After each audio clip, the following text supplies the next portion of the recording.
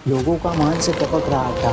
जमीन का temperature 4000 degree Celsius तक पहुंच गया था, जो दूर से लोग इतना क्लियरली नहीं देख पा रहे थे कि इस अटैक में सरवाइव करने वाले लोग बहुत दर्दनाक कहानी बताते हैं। एक तेज रोशनी दिखी और कुछ लोग उसी टाइम अंधे हो गए। दोस्तों, 6 अगस्त 1945 जापान के हिरोशिमा शहर में गर्मियों का मौसम चल रहा था। सुहाना दिन निकला था, नीला आसमान था, हल्की धूप थी और मंडे मॉर्निंग का समय था। सुबह के करीब 8 बजे लोग ऑफिस जस्ट पहुंचे थे काम के लिए। छोटे बच्चे स्कूल पहुंचे थे और पहला पीरियड स्कूल का शुरू होने वाला था।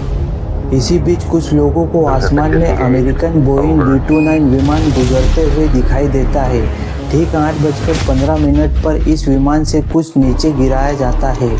दूर से लोग इतना क्लियरली नहीं देख पा रहे थे कि ये छोटी सी चीज़ क्या है जो इस एरोप्लेन से गिर रही है। उन्होंने कभी सपने में भी नहीं सोचा होगा कि ये एक एटॉमिक बम हो सकता है।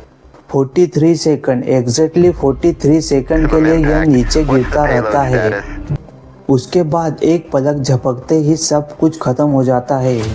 शहर में मौजूद हजारों लोगों को अपनी जिंदगी के आखिरी पल में एक बहुत तेज रोशनी दिखाई देती है। बम धमाके की वजह से फायर बॉल बन जाती है, मानो एक छोटा सा सूरज बन गया हो। जमीन पर तापमान 4000 डिग्री सेल्सियस तक पहुंच जाता है और एक चुटकी में ही 80,000 लोग मारे जाते हैं। ये सुनकर सबसे बड़ा सवाल आपके मन में यही आएगा कि क्यों गिराया गया ये बम? क्या कारण था इसके पीछे? आइए आज के वीडियो में समझते हैं दोस्तों, हिरोशिमा और नागासाकी में गिरे एटॉमिक बम की कहानी को। हमारी कहानी की शुरुआत होती है सेकेंड वर्ल्ड वार से। ये युद्ध शुरू हुआ 1939 में, जब हिटलर ने पोलैंड देश को इनवेड किया और एक एक करके सभी देश इस युद्ध में धकेले गए। वर्ल्ड वार सेकंड दो बड़े अलायंस के बीच लड़ा जा रहा था। एक तरफ थे नाजी जर्मनी, इटली और जापान, जिन्हें एक्सिस पावर करके बुलाया जाता है। तो दूसरी तरफ थे ग्रेट ब्रिटेन, सोवियत यूनियन और यूएसए, जिन्हें अलाइड पावर या एलाइज करके बुलाया जाता है।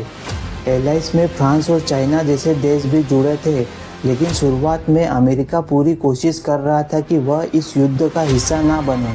तो वर्ल्ड वार के बेकार एक्सपीरियंस के बाद से अमेरिका ने सोच रखा था कि यूरोप और एशिया में कुछ भी हो, अमेरिका उनसे दूर रहेगा, वह युद्ध का हिस्सा नहीं बनेगा।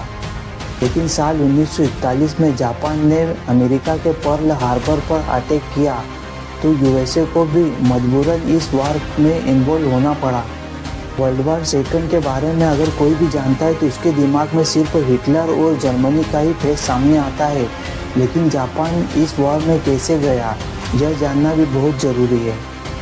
देखिए, 90s में जापान में भी इम्प्राइजेशन देखा जा रहा था, जैसे ग्रेट ब्रिटेन और सोवियत यूनियन दूसरे देशों पर कब्जा करके अपनी कॉलोनीज बना रहे थे। वैसे ही जापान का भी साम्राज्य म्यांमार से इंडोनेशिया और कोरिया तक फैला हुआ था। जापानीज का सपना था कि वह एक ग्रेट एशिया बनाना चाहता है, लेकिन ऐसा बिल्कुल नहीं था।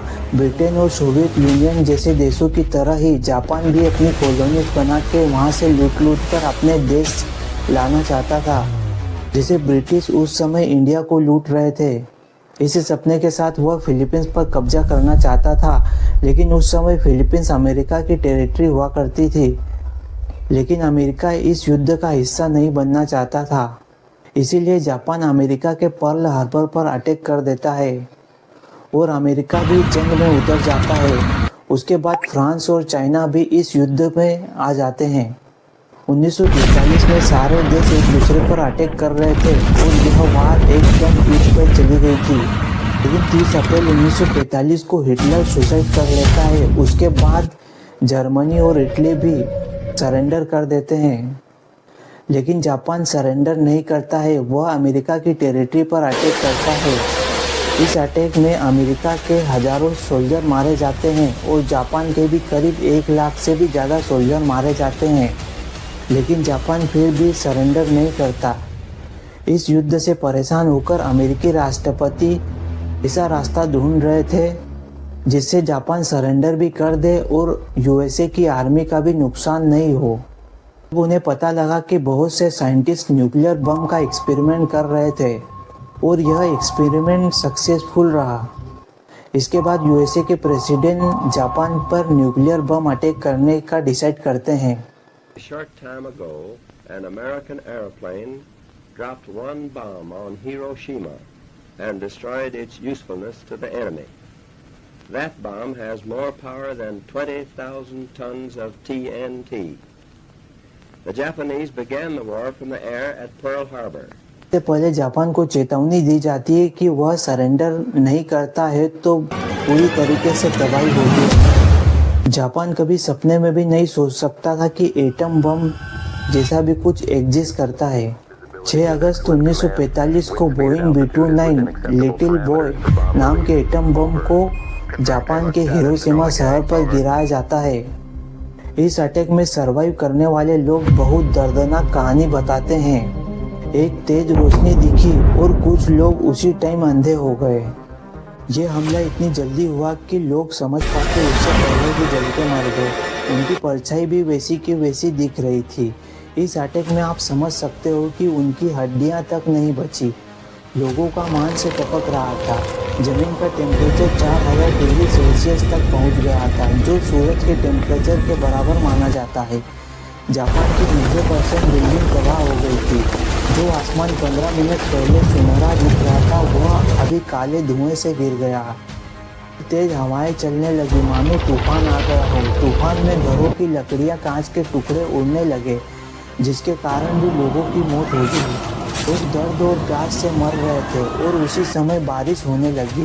ये कोई आम बारिश नहीं थी। इसकी हर एक बूंद काली थी, जैसे आसमान से ग्रीस टपक रहा हो। बम का धुआं 12,000 फीट तक की ऊंचाई तक चला गया था और यह मॉइस्चर फोम में बदल गया था और यही मॉइस्चर बारीक बनते गिरने लगा। किसी भी हमले में मेडिकल सुविधाएं तुरंत दी जाती है, लेकिन इस अटैक में मेडिकल वर्कर ही मारे गए थे। इसके 2 दिन बाद अमेरिका नागासाकी पर न्यूक्लियर बम गिराता है, लेकिन लोग पहले से प्रिपेयर थे, जिसके कारण कम लोगों की मौत हुई। लेकिन ये बम न्यूक्लियर बम फेटमैन था, जो लिटिल बॉय से भी ज़्यादा खतरनाक था। इस न्यूक्लियर अटैक से अमेरिका दुनिया का पहला ऐसा देश बन गया न्यूक्लियर अटैक करने वाला। लेकिन इसके बाद न्यूक्लियर बम का यूज़ कभी भी नहीं किया गया।